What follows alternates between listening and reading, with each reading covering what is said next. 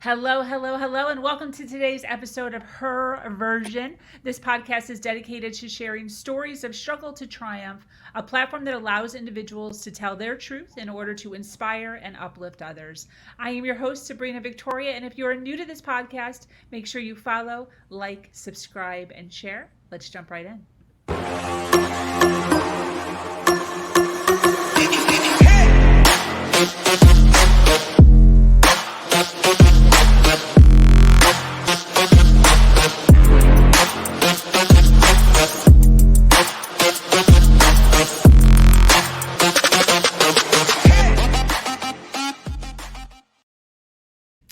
Thank you for joining us today for this episode of Her Version. Today I have Linda with us. Linda is here to educate us on a matter that is close to her heart.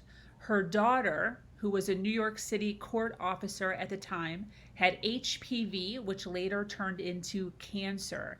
If you are scratching your head, I was too. Linda is here to talk about a foundation she started in memory of her daughter in order to educate and prepare females for possible unforeseen occurrences that could arise from such diagnosis. When her daughter passed, Linda was faced with a custody battle between her daughter's child and his father. She is here to talk about the story and how we can prepare for our own healthy futures by doing a few key things. This is a subject I know nothing about, and I am so happy to have Linda here to shed some light on this subject. Welcome, Linda. Hey, good morning. How are you? I Great am to. doing fantastic. I'm so excited to be here. I thank you for having me to share this. Girl, seriously, I when I first had our first conversation, I was so floored um by the whole story. I just couldn't even wrap my head around it. And I'm so glad that you have taken all of the extra time that you probably don't have to create such a beautiful foundation for females to kind of fall into who are, dealing with a diagnosis of, HPV and what it could possibly turn into. So I'm so excited to have you here to kind of educate us on this. Thank you. Thank you. Thank you. Just starting out before we dive in, do you mind telling us what the website is so people can kind of see it right off the bat? It's www.caleb, CALEBS, feetfoundation.org. Awesome. Is that it? Did I spell it right? Yes. Yes. Okay, so I'm going to be taking that on and off as we go along, just so that it's Okay. up there for people who are viewing it now and people who are going to be viewing this in the future. So, the first thing that I kind of want to dive into is your daughter, your daughter and her son. Do you mind kind of telling us, who she was and um, what she Um, was you all know, about? Cheryl. Well, she was the only child, and from about 4 years old, that's when I put her in dance. And dance was her forte. She loved it. And she danced until she could dance no more. Wow. Um, and she well, she had Caleb, which is the name of the dance school, which was her dance school, and which is the name of the foundation. But Caleb was her son that she carried for 10 months, but he was born stillborn. Wow. So, as a tribute to him, she created Caleb's Feet.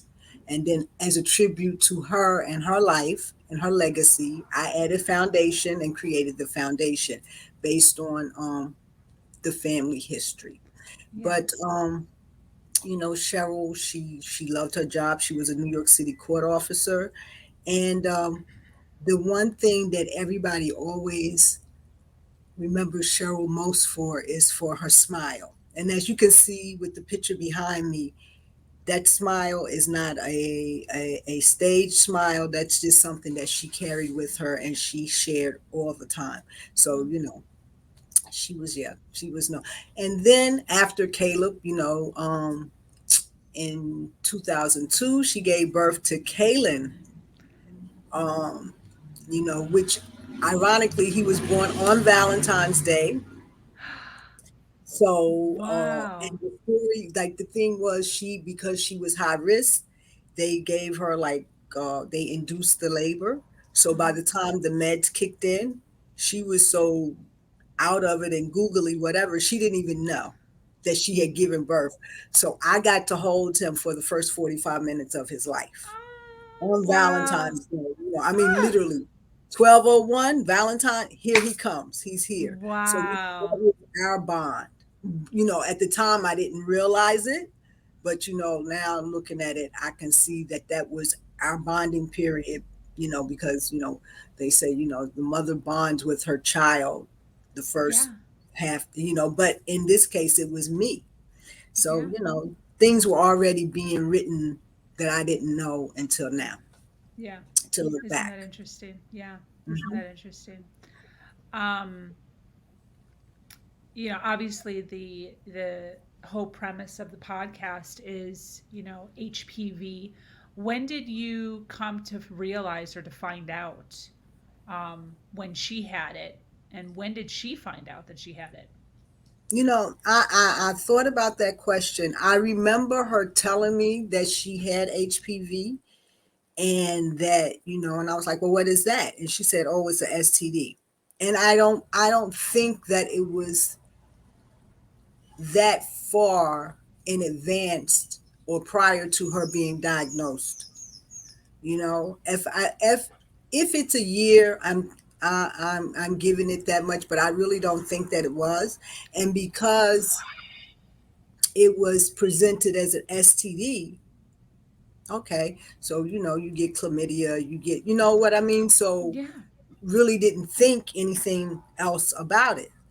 Um, and moving forward, she went and had her regular pap smears as was required or whatever. But I don't I believe that the doctor did not, her gynecologist didn't take it seriously, so she didn't follow up and do the necessary checkups that she should have been once she was diagnosed with that. Because even if you're diagnosed with HPV, then if they didn't do a cervical exam, a cervical pap smear thing, then that would be something that they should have done. So Got it. yeah, so the way that she found out, or we found out that she had cancer, was that she was going into the hospital to have fibroids removed. Oh, wow. Yeah, matter of fact, October 5th would have made 9 years. Wow. Yeah, so she went in to have, because she was having back pains and different things, and she always had a crazy heavy cycle. So they had told her that it was the fibroids, but yeah, she went in for surgery for that, and that's when the doctor came back and told us about cervical cancer. Wow. Yeah. So wait a minute. So if she wouldn't have had anything wrong with the thyroid, No, when would she no, have no, no, even? no, not thyroid. I'm Her sorry. fibroids, fibroid, Fibroids. Okay, I'm sorry. fibroids. Yeah. So, but if that never would have happened, wh- like when would she have found out? Oh, well, I guess eventually with her going back and forth, I guess we would have, I guess we would have figured it out, or she would have went to a specialist. I don't know, at some point, because she was just having so many problems with like her back and down in her pelvic area, the pain and this, that, and whatever. So, and the thing was is that at that point when she was diagnosed and they found it, she was already at stage 3B, Wow. which even when they told me, I didn't know the stages. So 3B was already basically a non-survival, but we didn't know that at the time. Wow.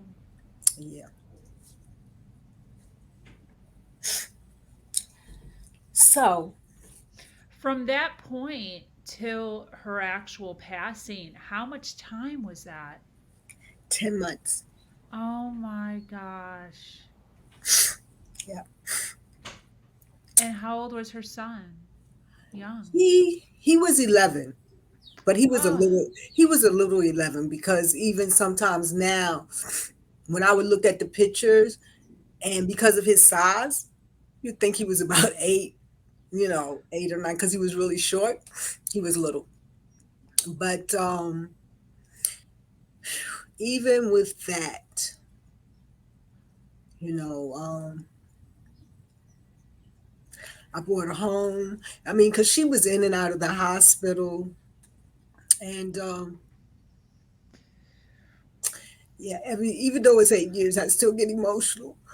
But when she yeah. went into, when I had to, because I tried to take her, when they put her in, said there was nothing else they could do, I tried to take care of her at home, but then I had to send her to hospice.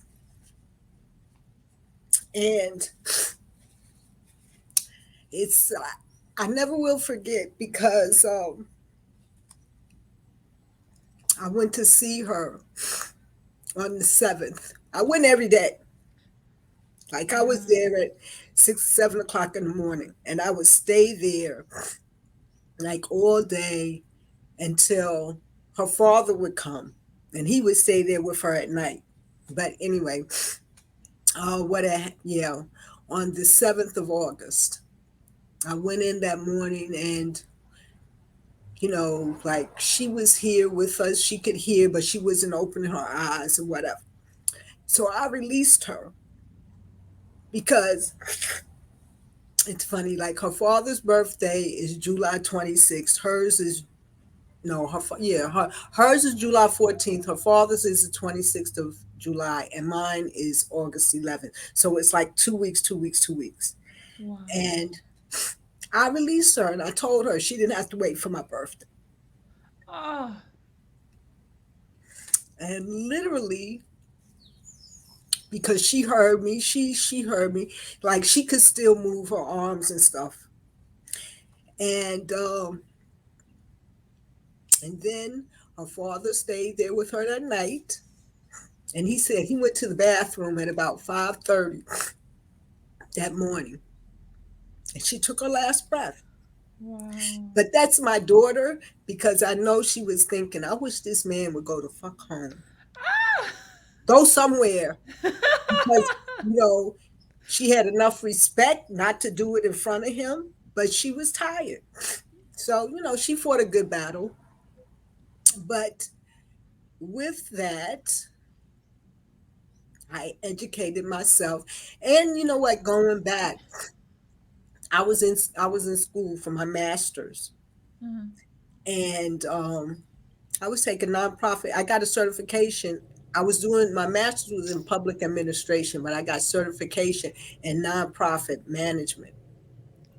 But Wow. I was taking it at the time. I was taking it for my own personal benefit and to help her with her dance school, Okay.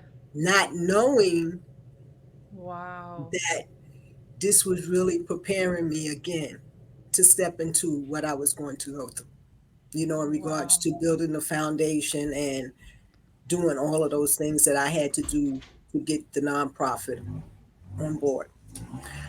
So yeah, that's you know, and so after that, I um I educated myself. I had to read. I had to learn to find out what HPV was, what cervical cancer was, because I knew nothing about it. I had never heard of it. So behind that, and I felt that since I didn't know about it, I'm quite sure a lot of people didn't know about it, and especially people of color, because a lot, in a lot of instances, we're the last ones that people come into our communities and tell us and share information and whatever. So And that's that's why I did great. what I did. Mhm. Absolutely. Absolutely. What was your thought process when you realized through either a doctor telling you or you educating yourself that this was a possible thing in the future, and the fact that nobody even mentioned anything. I mean, did you sit down with somebody, yell at somebody, like throw something at somebody? What was the reaction that you had or your daughter had? Well, she, like I said, when she said it, she shared it. It was like, it's a STD. So, you know, it'll pass. It'll pass. It wasn't. We. She wasn't hit with the severity and the seriousness of what this could lead to. Yeah. And it was only after or during the, well, no, while she was here, I didn't have time to really focus on that because I was caring for her and I was caring for my grandson. But Yeah. after she left, Yeah. this is where I poured my energy into Yeah. educating myself. And then I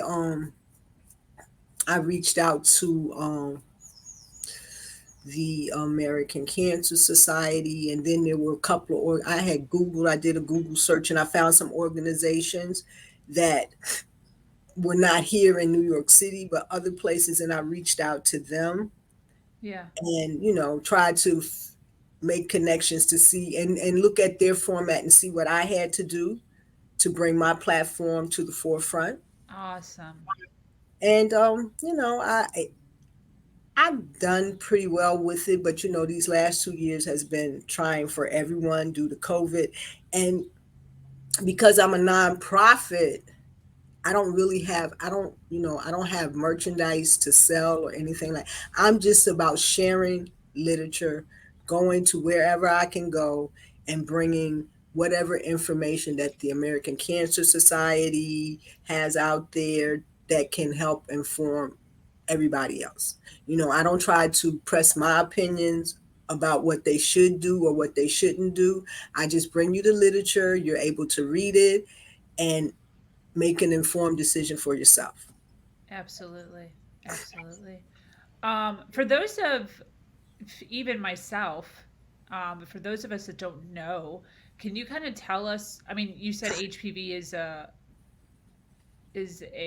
oh my gosh, I just forgot what the word was that you used. But can you tell us what HPV is and how women contract it? Well, it's the human papilloma virus. Now, how can I STD. say, one of the misconceptions is that it's just women. Cervical cancer is women, Okay. but HPV is a virus that I think like 90% of us have it in our bodies, and well, we've had it in our bodies at some point in time. And some people that have had it, it may just, after a couple of years, just pass through. But then for a large majority of the population, the virus is still there and it just lays dormant. Yeah. Wow. So, and the thing is that um, it's it's a sexually, well, it's sort of sexually transmitted or it's skin to skin contact. Wow. So, and like one of the main, like I said, cervical cancer is for women. That's Yeah. that, and they have, okay, so they have the test to diagnose cervical cancer. But there's there's other different kinds of cancers. Let me look at my notes here Yeah. to get Yeah. it right. There Please. are 5 different cancers that are caused by HPV, right? So there's cervical cancer, Okay. there's vulvar cancer, Okay. which is the female's the outer part of the genital, female genital, that area. And there's vaginal cancer that's caused, all of these are caused by HPV. There's penile cancer, which the the literature says that it's mostly common in men with HIV, Got it. but they or they having sex with other men. So, but that's still triggered from the penile cancer is triggered from HPV. Got it. Then there is anal cancer, right? Wow. So, and I did a Google search. So Marcia Cross from Desperate Housewives, she Oh, had it. She had anal cancer, which was attributed to HPV. And also her husband, now this is, and then there's mouth and throat cancer, right? So with mouth and throat cancer, her husband, Tom Mahoney, had it. But the one person that really sticks out and that everybody probably is familiar with was Michael Douglas. Remember when he had cancer? yes. But he had the it was really, they died, they said throat cancer, but it was tongue, but still it was caused from HPV. So, Wow. and well, my thought was, okay, if you get it in your throat, then that means, you're probably from oral sex. Yeah. Yeah, I would So assume. and then the one thing, like when I'm out doing health fairs or events or whatever, and men were like, oh well, I don't get that, I ain't got no, I say genital warts. Yeah. Every man knows about genital warts, and genital warts, they're caused from HPV. Wow. So that it's not just you hear HPV, but it's we I started out, and the thing is, I started out focusing on cervical cancer because that's what my daughter was diagnosed with. But again, through reading and educating myself, I found out about these other cancers Exactly. that occur. Exactly. I have a question. So how does one find out that they even have HPV? Like, can you go to the doctor and just say, "Can I have an HPV test?" How do you even No, find out? only women Okay. can find out when they go for their regular pap smear, their regular pap smear. Then um, if you're concerned, you can always, like, I think under 35, because they don't necessarily always do it, but if you're concerned, you can ask for a cervical pap as well. But Got they it. when you get like 35, 40 over, they will, when you go for your regular pap, they will do a cervical exam. They'll do a Oh, okay. cervical, and that way that's how they diagnose it. But that's the only test out there that can tell you whether or not you have HPV. Like throat cancer, anal, all of those other things, those are just, there's no testing for it. It's just, Wow. you got to know your body and Yeah. recognize that, if things are out of line or whatever, then you follow up on it. Absolutely. Absolutely. Wow. How long was your daughter living, which, oh, you already answered this. How long was your daughter living with HPV before she was diagnosed? You said it was Like less than a year. yeah, I believe it was less than a year. Yeah. Yeah. I just can't like put my head around like even less time. Like if she wouldn't have gone in and she would have just been living her life until something else happened. It would have been even less time. I just Right, can't right, right. And see, like the thing is, like, they didn't come up with the vaccine until 2006. And really, if I, thinking about it, like, they've only really been talking, like, you see more ads on it now. yeah, yeah. Like, around 2013, 2014, you began to, because, and I think part of that is because, you know, it's a sexually transmitted disease. So Yeah. therefore, the skepticism and the taboos and whatever. So, there's just certain things that they couldn't air on TV. And what I did notice, but it's changing now, that when I would see, when it would be on TV, it would be around time to go to summer camp, time to return to school. That's when they would, start advertising, get your children vaccinated for HPV, because they knew those were the time periods Ah, that your child would probably be going to the pediatrician to get shots or get physicals or whatever. So during those time periods, though, that would be the highest, the high point of when you would see the advertisements on TV. Got But it. even like with my grandson, and I remember my grandson's pediatrician, like he had a sheet in his office, but it was so faded and had probably been copied 50 million times. And it wasn't something like he gave, it wasn't like, oh, here, take this and read this. No, it was there, but he wasn't pushing it. But now, the attitudes have changed, so they're pushing it more. They're being more open about it, and they're discussing it more with parents. Yeah. Is there a the vaccine? Does that make it so it like does that preventative or is that so it goes away? Do you know? Well, like, okay, they recommend, like, they recommend starting the vaccine, getting the vaccine like as young as 9. But Wow. between the ages of 12 to 13, that's when they want to start, get have the children get vaccinated for HPV. Now, the good thing about this is that since 2013, Okay. they've made advancements, because when my grandson got his shots, he had to take 3 doses, right? But now, if you're under the age of 15, you only have to take 2, Oh, okay. because it's a 3-dose series. Okay. But if you're under the age of 15, you'll have to take 2.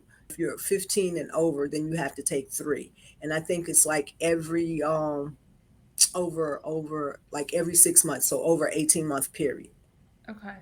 Got it. and Wow. I stuff. didn't know that. Yeah. No idea.